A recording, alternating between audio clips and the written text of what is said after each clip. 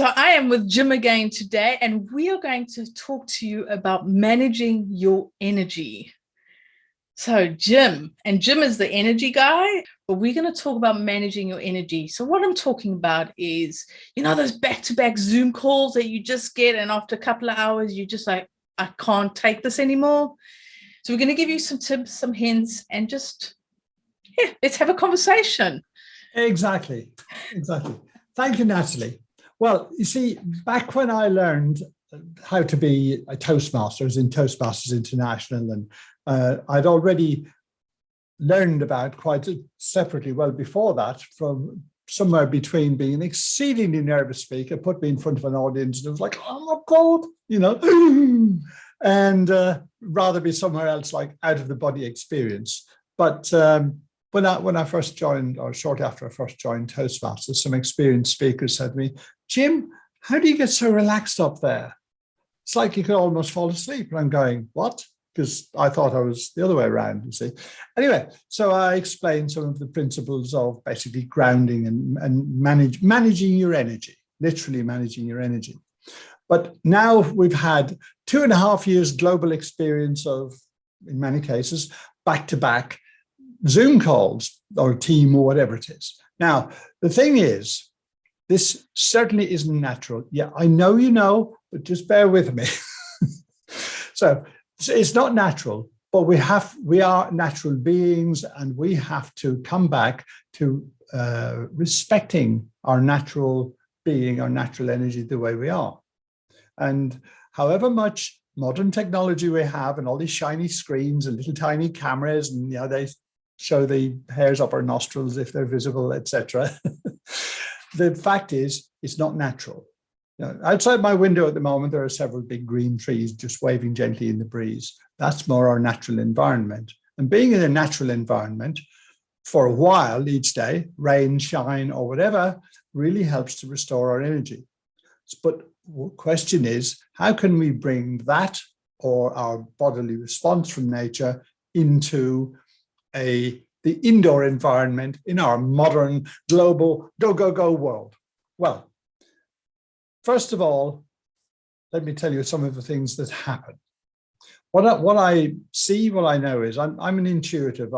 Some people would call me a medical intuitive as well, so I can sense what's going on. I don't necessarily see it, but I can get a feeling for it. So I think I know what I'm talking about with my own experience and with clients I've worked with.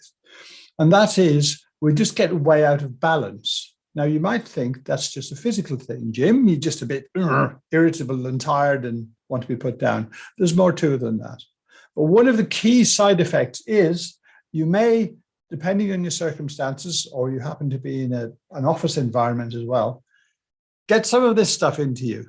Water, because if you're not hydrated, you're not functioning properly. And like I say, this is not textbook stuff, this is experience. And what happens is your brain functionality just goes down and down and down. And when you feel, zoomed out, that's probably one of the reasons. But the other one is that your energy, when you feel really good and you're voom and you're ready to go, and there's that zing about you. And these are all highly technical terms, like I said. But that zing is where you should be most of the time.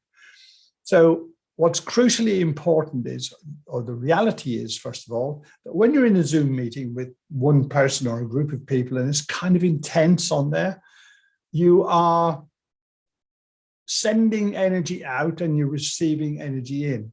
Now, it's not physical, tangible, but you are doing that. And you may, if it gets a little bit emotional or dominant from the other person or somebody on there, you may have strange feelings going on that you wouldn't normally notice in face-to-face life. And this is energy shifts, where I could go down all kinds of complicated routes, but I won't. So it's all, consider it as between you and the other people you're speaking to on there, it's as if there are invisible energy cords, a bit like kind of spaghetti or gentle, but it's sort of invisible. And that allows energy to flow, so giving and taking, if you like. I know it all sounds crazy, but the way you feel after multiple Zoom calls is pretty crazy too, right? So what you need to consciously do is to deal with the invisible. And one of the practical ways of doing that is you need to take a few minutes out. You may not have control of when you book your Zoom calls, but it may be imposed onto you.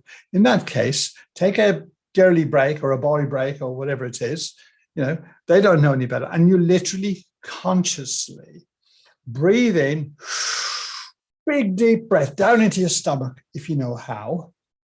And then as you breathe out, imagine that breath is flowing down your body, down through your feet, down into the earth. Don't worry about anybody on lower floors if it's relevant. Just breathe that in several times. And as that breath goes out, imagine all your sort of energy from your hands and fingers and toes and everything else is all being drawn back into your core and down into the earth. Now, I know it may sound a bit wacky if you haven't come across this kind of thing before, but then when you breathe in again, imagine as if you're out in nature, and when you breathe in, there's this lovely flow of energy comes up from the earth, even through several floors below you, and comes up and fills up all the cells in your body. So just breathe in, down into the earth, let all the old rubbish go, down into the earth, and then breathe back in that lovely earth energy and fill up your body with it. And then go, give yourself a shake, and then you're ready to go. And you can come back refreshed.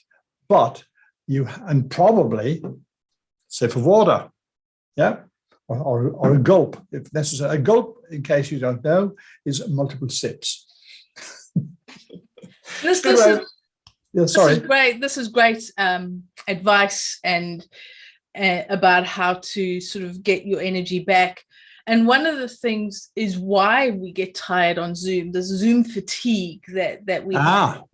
And one of the reasons that we get this is because our eyes look at the sub micro expressions that when you're talking to somebody, they make. Now, you can't consciously see them. They're little, just those micro expressions. And when you're face to face with somebody and having a conversation, your eyes see this, and you then pick up their vibe or get a feeling about them, or you'll know, are they being absolutely truthful, or do you think you need to dig more in? But when you're on Zoom, you don't see those micro expressions. So it's almost like your eyes are having to work overtime to try and get those little expressions, which they can't see on Zoom. And this is one of the reasons why there's this element of Zoom fatigue, because your eyes are trying to work overtime to seeing the person that you are talking to. And this is why it's really good to have those breaks between Zoom calls. If you can have half an hour between Zoom calls, great. And I appreciate that not everybody can. Most of the times I do manage to have the breaks, but sometimes I don't know what's happened, but I'm just like back to back to back. And I'm like, what did I do there? Yeah. And it happens.